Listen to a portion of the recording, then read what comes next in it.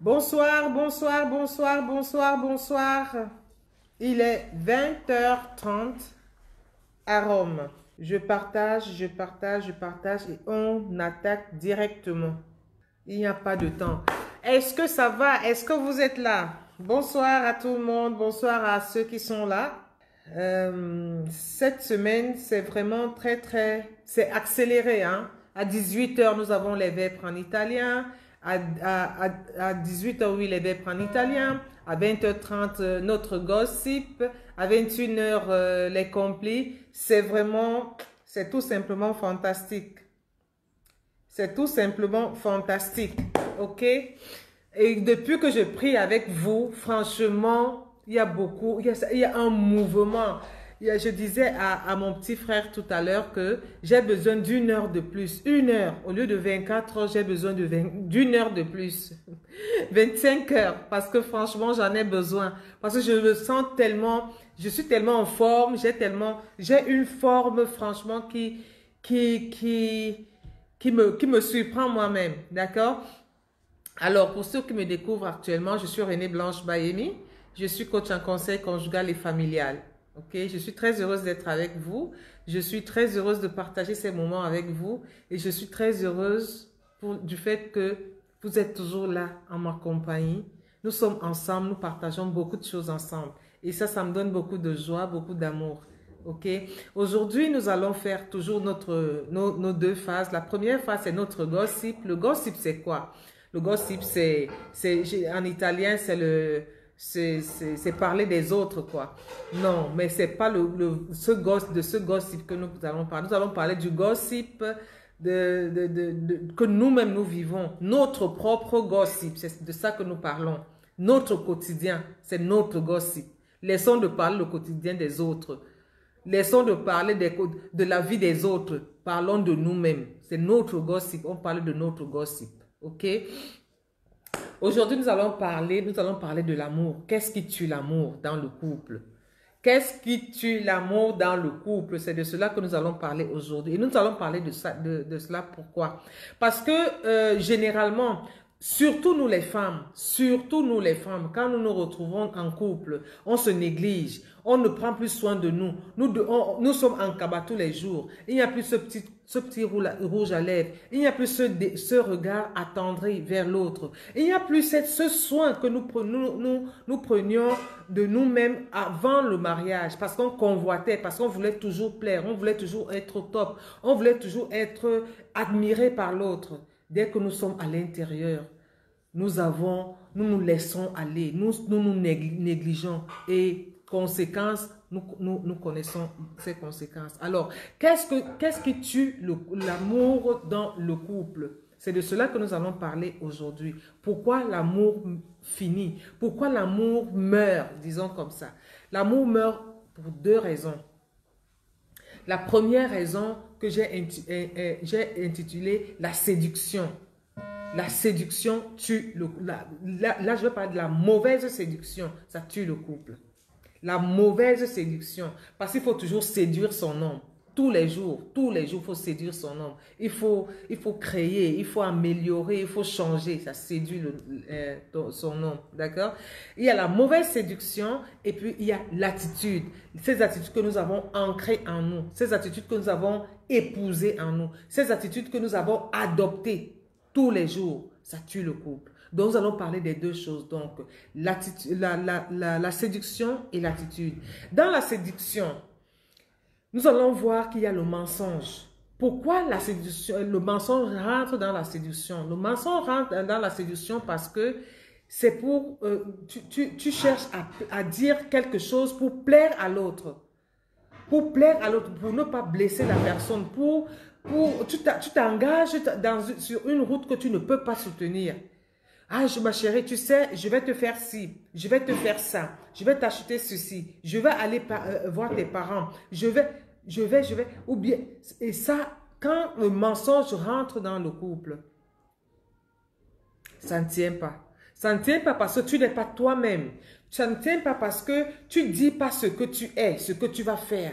Et quand tu mens beaucoup, quand tu dis ce qui n'est pas vrai, quand tu déplaces la réalité, à un moment donné,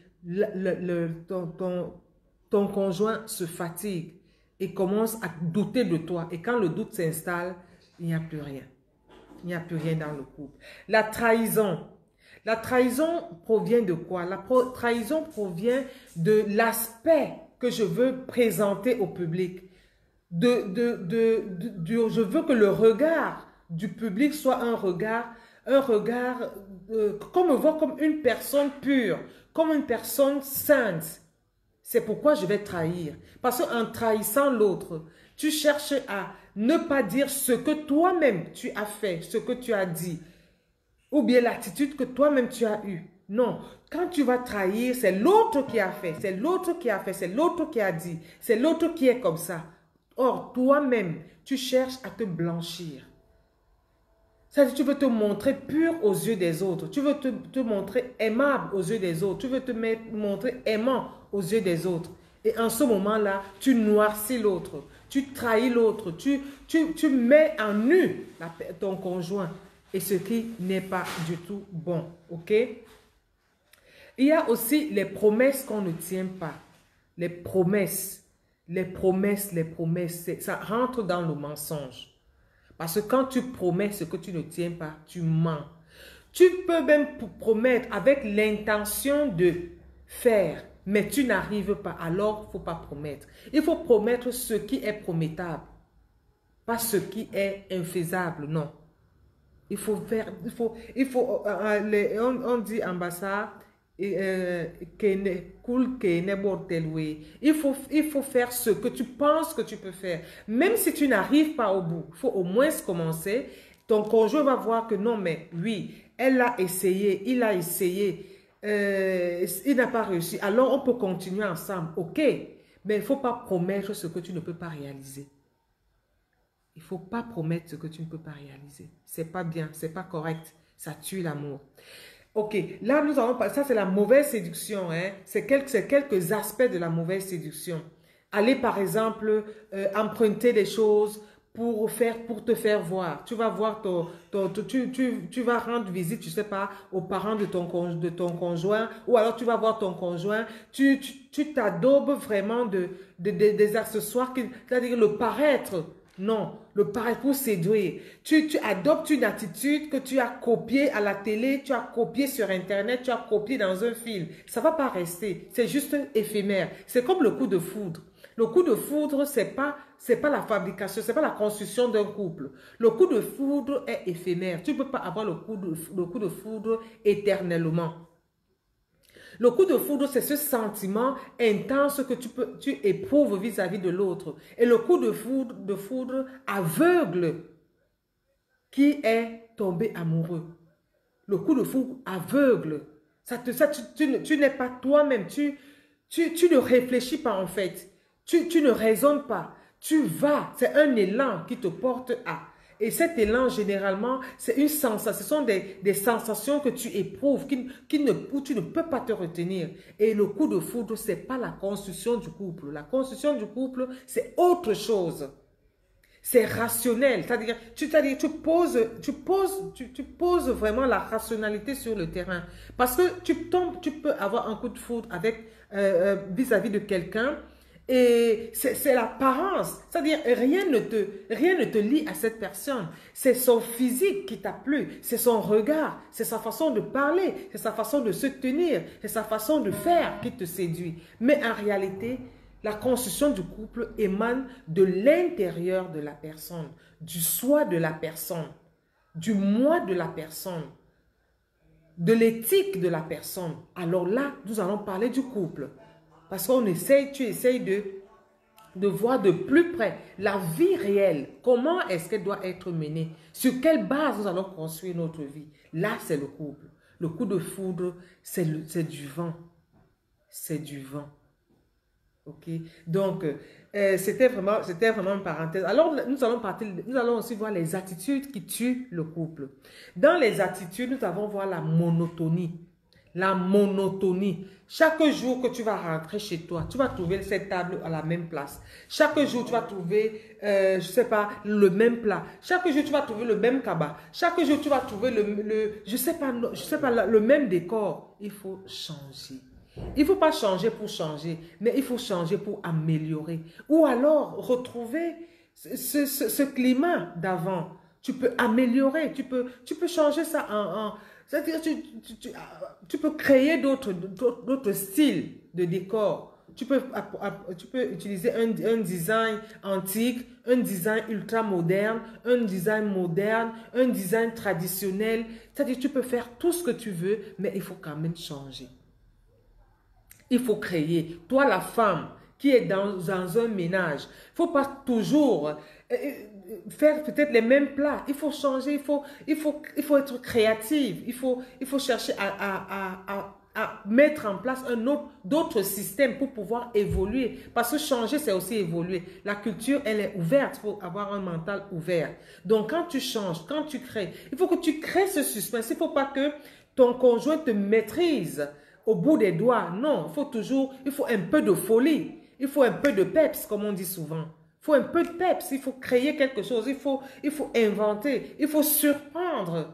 Oui, c'est ça qui maintient. Ça maintient vraiment, ça maintient l'amour entre vous. Ça maintient le contact. Ça maintient cette harmonie-là. Mon épouse, aujourd'hui, qu'est-ce qu'elle va me sortir? Aujourd'hui, c'est son anniversaire. C'est mon anniversaire. J'espère que je ne vais pas manger les mêmes choses. J'espère que l'année dernière, elle m'a offert ceci. Mais je suis sûre qu'elle va me réserver une surprise. Oui, il faut changer. Il faut créer cette atmosphère-là. OK? Il faut pas que ton conjoint se retrouve toujours dans le même plat. En fait, c'est ça. Il faut être créatrice. Il faut une énergie rénovante. Je ne sais pas si on dit ça en français. Bon, de toutes les façons. Alors, il faut que ton conjoint compte pour toi. Il ne faut pas que tu mettes ton conjoint hors de ta vie.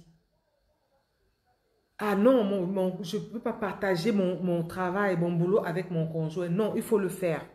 Il faut partager avec. Il faut que ton conjoint se sente concerné par ta vie. Parce que la vie, vous vivez à deux. Mais vous ne vivez pas, vous deux. C'est-à-dire c'est deux vies. Bonsoir Géraldine. C'est deux vies en une seule vie. C'est deux vies en une vie. Parce que si tu partages tout ton quotidien avec ton conjoint, il te connaît. Bonsoir Lizzie. Il te connaît. Il sait que si Lizzie, maintenant, je ne la vois pas à 20 h, ça veut dire qu'elle a eu un problème. Alors, je me dépêche. Je l'appelle. Je la cherche. Tu es où?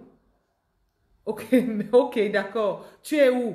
Et je sais que Lizzie, actuellement, elle devait être au supermarché. Si elle n'est pas au supermarché, il y a quelque chose qui s'est passé. Et je m'interroge. Si je n'intéresse pas Lizzie à ce que je fais, elle ne m'intéresse pas ce qu'elle fait. Ça veut dire que quelque chose peut lui arriver parce que c'est pas le contrôle, parce que tu es frivole, parce que tu n'es pas fidèle. Non, ce n'est pas ça. C'est aussi un moyen de sécurité. C'est aussi un moyen de savoir que je sais que si je ne vois pas Géraldine à la messe dimanche, ça veut dire qu'elle a eu un problème. Si je l'appelle, elle me dit je n'ai pas pu aller à la messe, ça veut dire qu'il y a eu un problème. Et c'est ce problème que je vais chercher. Est-ce que tu te sens bien? Qu'est-ce qui s'est passé? La maison va bien? Oui. C'est-à-dire, c'est un moyen de sécurité aussi. Parce qu'il ne faut pas toujours trouver que, si elle m'appelle, ou bien elle m'appelle, si je lui dis mes choses, ça veut dire que je suis sous ses ordres, je dois lui rendre compte. Non.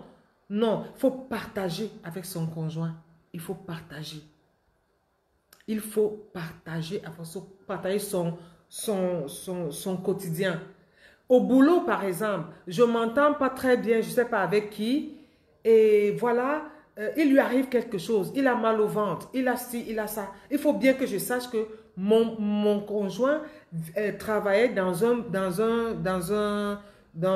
boîte et il ne s'entendait pas avec ses collègues. S'il y a quelque chose dans le ventre qui ne tourne pas en rond, on va lui demander qu'est-ce qu'il a mangé. Il a mangé avec qui? Il a mangé. Il faut bien que tu sois capable de répondre. Ce n'est pas parce que tu te sens responsable. Non, parce que tu le connais. Parce que tu sais que si quelque chose lui arrive, il peut y avoir ceci. Ce sont des hypothèses que tu vas émettre. Et on peut te retrouver, là, on peut retracer la réalité. Il faut que je partage tout avec mon conjoint. Les femmes qui vont dans les réunions, là, quand vous bouffez les réunions, venez dire. Ouais, c'est lui qui vous donne l'argent pour aller dans les réunions. Ça, c'était une parenthèse. OK? Alors, il y a souvent une phrase que j'entends dire. Ah, tu sais, chérie, moi, ça ne me plaît pas, mais si ça te plaît, vas-y. Non. Non. Non. Non. Chérie, bon, mais écoute, moi, je ne voulais pas le faire, mais si ça te plaît, vas-y. Non. Chérie, je voulais pas aller voir tes parents aujourd'hui, mais comme ça va te faire plaisir, j'y vais. Il faut vivre avec le couple. Il faut vivre dans le couple. Il ne faut pas vivre avec le couple. Non. Il ne faut pas être de passage dans le couple. Il faut vivre ton couple, je dis. Voilà. Il faut vivre ton couple. Il ne faut pas vivre vraiment à l'intérieur du couple. Non. Non. Quand ça ne va pas, dis chérie, s'il te plaît, est-ce qu'on peut faire, ça dit, il faut trouver un plateau technique qui vous permette de partager tout et avec sérénité, ensemble. Ensemble. Chérie, tu veux aller chez tes parents, ok, vas-y, allons alors, mais moi ça ne me plaît pas. Non, je n'y vais pas. Pourquoi tu ne veux pas y aller? Il faut qu'on s'asseye et qu'on en parle. On parle, on fait table rase, ok, on se remet, on reprend de l'énergie et nous allons ensemble avec joie. Il faut aller avec joie. Si ça ne va pas, ça ne va pas pour vous deux. Il ne faut pas que ça aille pour un et pour l'autre, ça ne va pas. Non. S'il y a un problème qu'on ne peut pas résoudre d'une façon imminente, on remet. Il n'y a pas mort d'homme. On remet, on résout d'abord ce problème.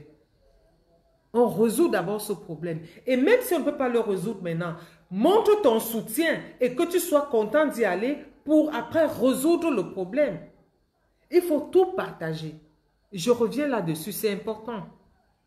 C'est important. Il ne faut pas laisser faire parce que je laisse quand même, mais ça ne me plaît pas. Il faut que tu fasses quelque chose avec amour. Il faut faire avec amour. Quand quelque chose est fait avec amour, ça se ressent et ça se vit mieux. Ça veut dire c'est pur, c'est léger. Le fardeau devient léger à porter. Le fardeau devient léger. Bon, le manque d'initiative. Prenez les initiatives. Les femmes, prenez les initiatives. Prenez les initiatives. Il ne faut pas que vous soyez une qui est assise et attend. Non. Il faut te lever. Il faut proposer. Il faut réaliser. Il faut gérer. Il faut le faire. Parce qu'une femme qui manque d'initiative, c'est une qui est assise là et qui enterre son couple. Parce que quand il va se fatiguer de ton manque d'initiative, de ta stagnité, quand il sort, il va prendre un pot avec ses amis. Il trouve une qui est entreprenante. Ma chérie, tu auras du pain sur la planche. Je te le dis, tu auras du pain sur la planche. Ah oui, parce que, que ce soit l'homme ou que ce soit la femme, quand tu es face à une personne qui prend les initiatives, qui a le courage d'engager quelque chose, ça te donne la force de t'attacher à cette personne-là. Oui. Parce que ne regardons pas seulement là où nous sommes tombés, mais regardons pourquoi nous sommes tombés et ce qui nous a fait tomber. Parce que beaucoup de couples se séparent. Beaucoup de personnes ont des problèmes dans leur couple pour rien. Pour rien. Juste, c'est-à-dire, c'est juste une petite chose qui déclenche un amour infini.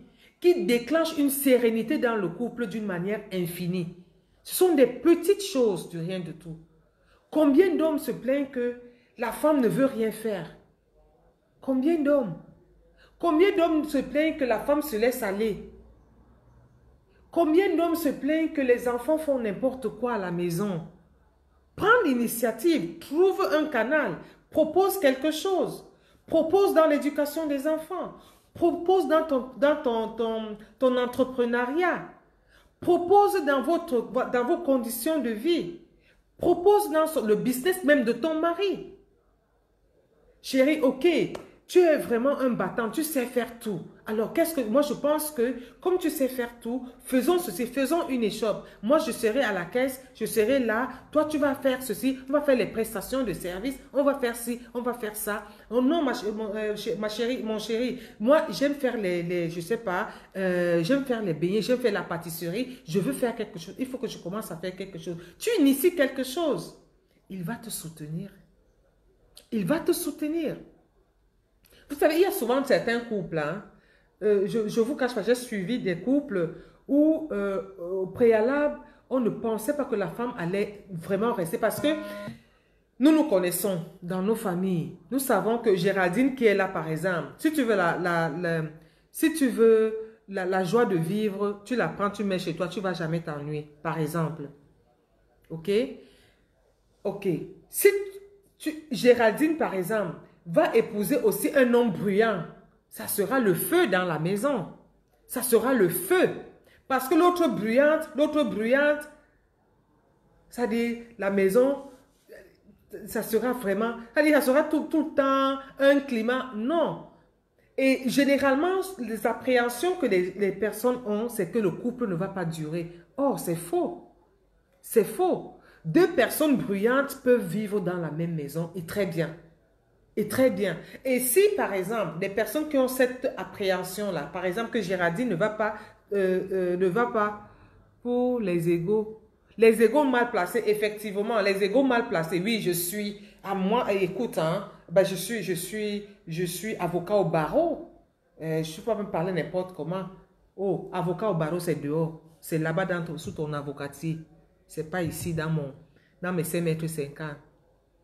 Avocat au barreau, c'est sous ton avocatier. C'est pas ici. Ici, là, tu es Gérard. Tu es Gérard ici. Quand tu arrives, tu trouves que l'enfant, je sais pas, l'enfant, tu prends l'enfant, l'enfant veut dormir, tu portes, tu vas mettre au lit. Tu trouves que j'ai pas encore descendu la marmite du feu, je suis en train de prendre ma douche, ou bien je suis en train de faire autre chose. Tu vas descendre la marmite là du feu. Oui, l'ego là, tu poses ça de côté. L'ego dans le couple, c'est un couple banni. Stop. Ok.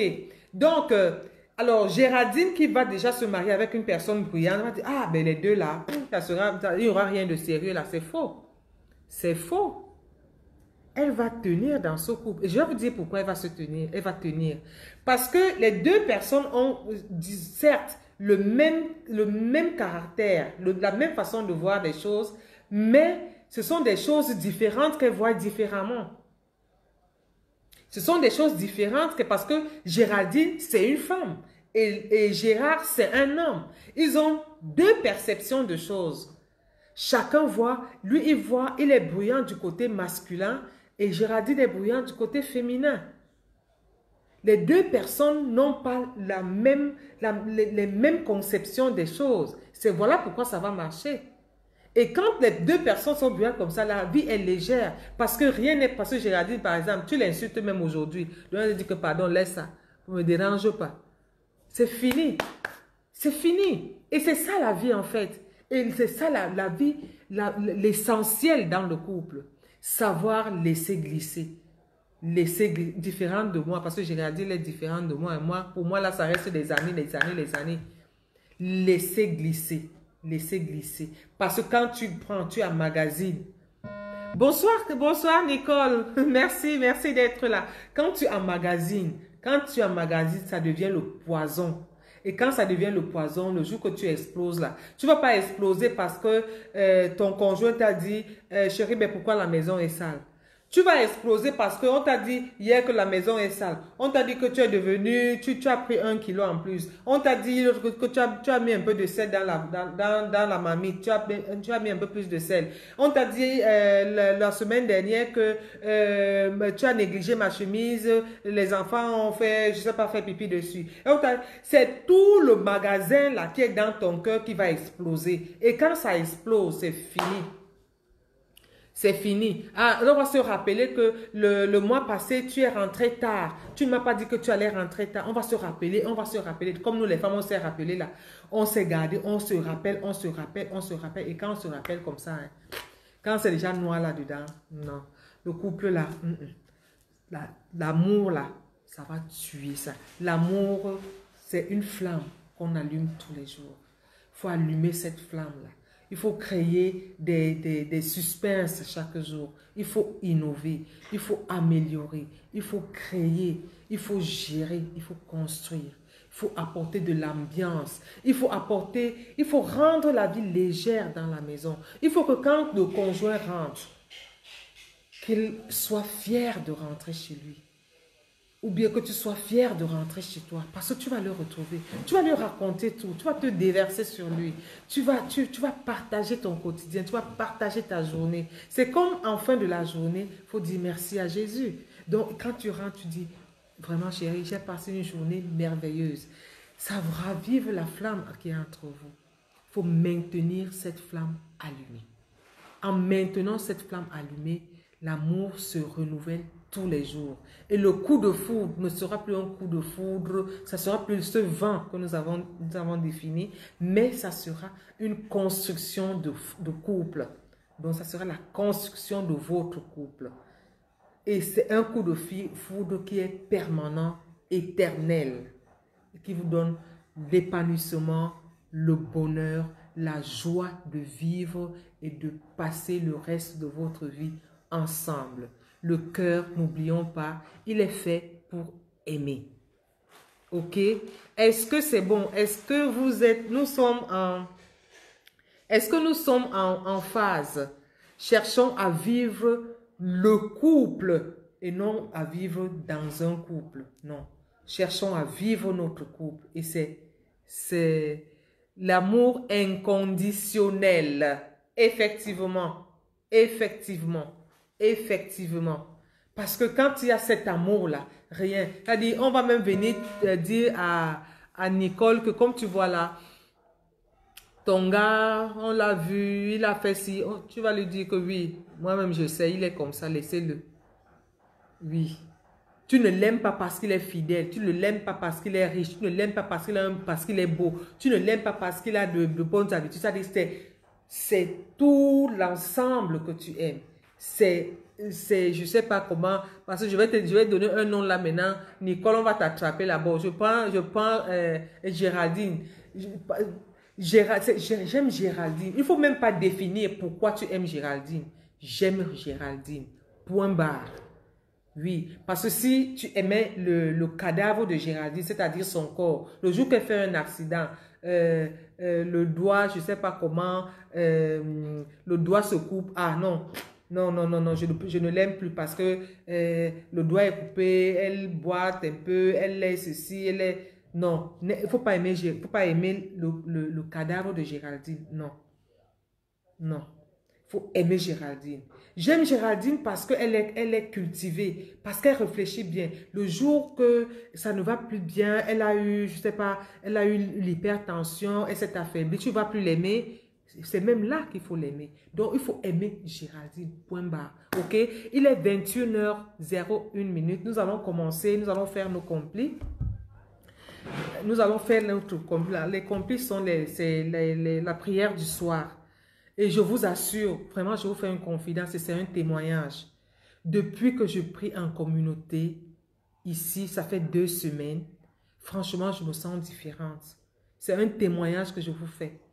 Et tous les jours, quelque chose de bien. Je vous dis, depuis lundi, bonne nouvelle. Mardi, bonne nouvelle. Mercredi, bonne nouvelle. Ça fait 3 jours de bonnes nouvelles. 3. C'est un témoignage que je vous fais. Hein.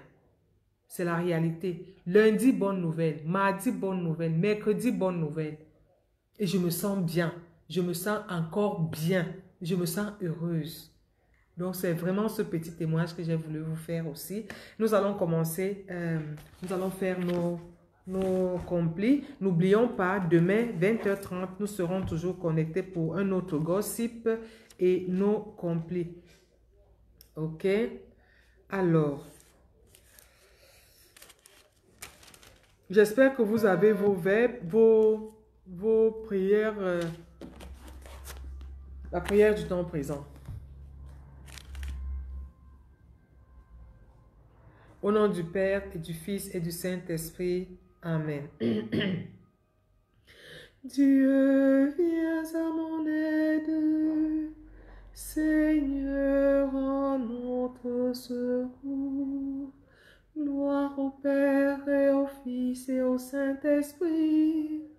Ô Dieu qui est, qui était et qui vient, pour les siècles des siècles. Amen. Alléluia.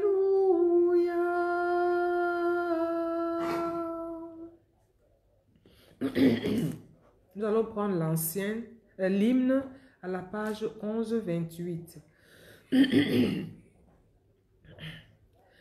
Avant la fin de la lumière, nous te prions, Dieu créateur, pour que fidèle à ta bonté, tu nous protèges, tu nous gardes. Que loin de nous s'enfuient les songes et les angoisses de la nuit. Préserve-nous de l'ennemi, que ton amour sans fin nous garde. Exauce-nous, Dieu notre Père, par Jésus-Christ notre Seigneur, dans l'unité du Saint-Esprit, régnant sans fin dans tous les siècles. Père, entre tes mains, je remets mon esprit. L'ancienne période de l'Avent. Mes jours sont dans ta main, Seigneur, j'espère en toi. Le psaume 30. En toi, Seigneur, j'ai mon refuge. Garde-moi d'être humilié pour toujours. Dans ta justice, libère-moi. Écoute et viens me délivrer. Sois le rocher qui m'abrite, la maison fortifiée qui me sauve. Ma forteresse et mon roc, c'est toi, pour l'honneur de ton nom. Tu me guides et me conduis. Tu m'arraches au filet qu'ils m'ont tendu. Oui, c'est toi mon abri. En tes mains, je remets mon esprit. Tu me rachètes, Seigneur, Dieu de vérité. Je hais les adorateurs de faux dieux, et moi, je suis sûr du Seigneur. Ton amour me fait danser de joie. Tu vois ma misère et tu sais ma détresse. Tu ne m'as pas livré aux mains de l'ennemi. Devant moi, tu as ouvert un passage. Gloire au Père et au Fils et au Saint-Esprit, pour les siècles des siècles. Amen. Mes jours sont dans ta main, Seigneur. J'espère en toi. Le psaume 129. Pénitence et confiance en Dieu.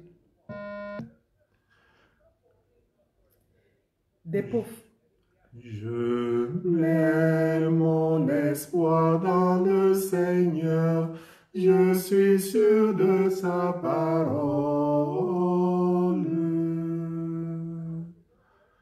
Des profondeurs, je crie vers toi, Seigneur. Seigneur, écoute mon appel, que ton oreille se fasse attentive au cri de ma prière.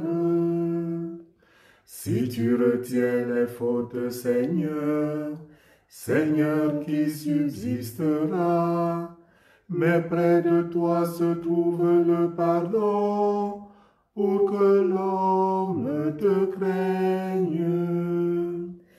J'espère le Seigneur de toute mon âme, je l'espère et j'attends sa parole. Je mets mon espoir dans le Seigneur, je suis sûr de sa parole. Mon âme attend le Seigneur, plus qu'un veilleur ne guette l'aurore. plus qu'un veilleur ne guette l'aurore, attends le Seigneur Israël. Oui, près du Seigneur est l'amour, près de lui abonde le rachat. C'est lui qui rachètera Israël de toutes ses fautes. Je mets mon espoir dans le Seigneur, je suis sûr de sa parole.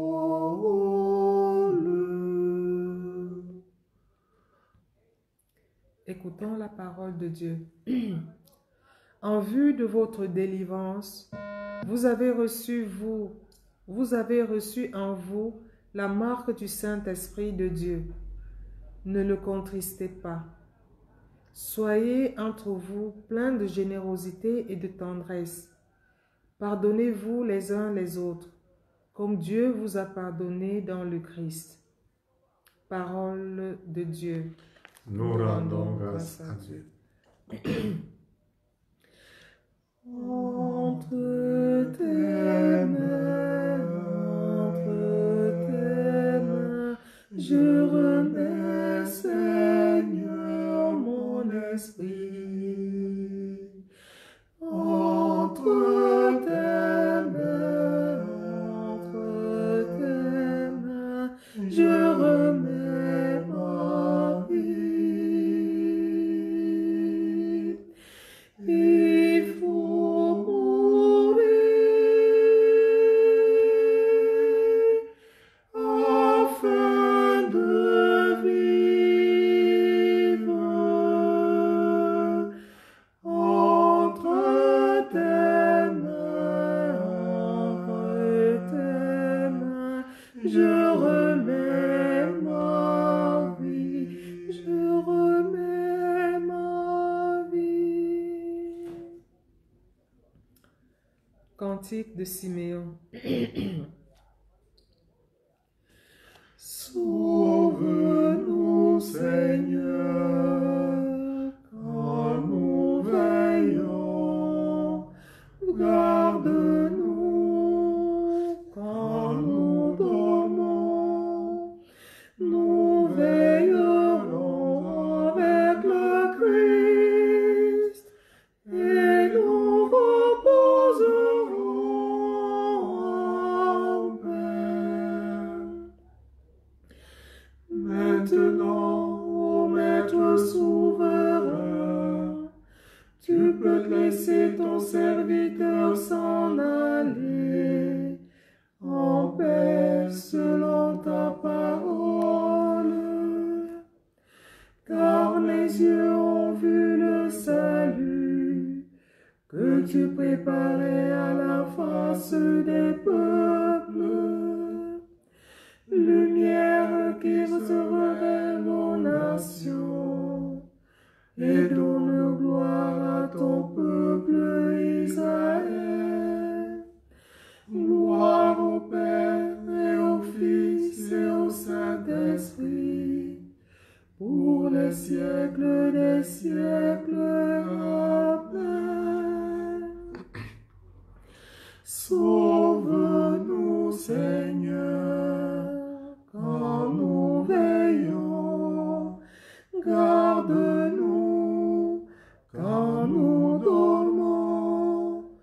Nous veillerons avec le Christ et nous reposerons en paix. Prions. Seigneur Jésus-Christ, dont le joug est facile et le fardeau léger, nous venons remettre en tes mains le fardeau de ce jour. Accorde-nous de trouver près de toi le repos, toi qui règnes pour les siècles des siècles. Amen. Amen. Que Dieu, dans sa toute-puissance, éloigne de nous le mal et nous tienne en sa bénédiction. Amen. Ancienne Mariale, page 1139. On prend le On prend le 2.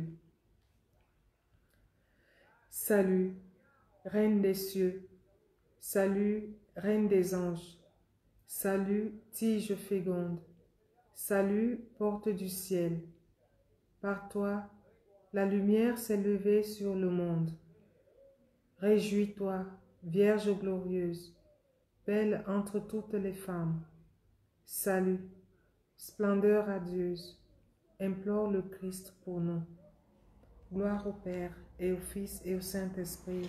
Comme il était au commencement, maintenant et toujours, dans les siècles des siècles. Amen. Que Jésus nous bénisse et nous garde. Amen. Amen. Au nom du Père, Et du Fils, et du Saint-Esprit. Amen. Bénissons le Seigneur. Nous rendons grâce à Dieu. Nous arrivons à la fin de nos complis. Nous nous retrouvons demain à 20h30. À 20h30.